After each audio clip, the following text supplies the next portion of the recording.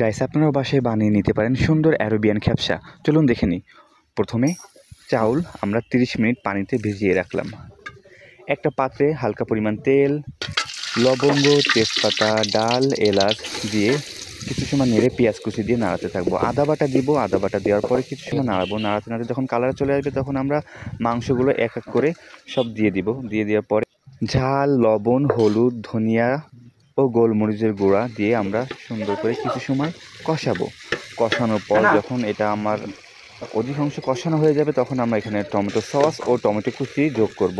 যোগ করে আমরা আরও কিছু সময় কষাতে থাকবো। কষানো হলে আমরা শেষে গরম পানি যোগ করে আমরা কিছু সময় ঢেকে রাখবো। 25 মিনিটের মতো ঢেকে রেখে আমাদের গোশতগুলো যখন সিদ্ধ হয়ে যাবে এটা আমরা এক এক করে উঠিয়ে নেব একটি পাত্রে। আমাদের ভিজিয়ে রাখা চাউলগুলো আমরা পানিতে দিয়ে দিব।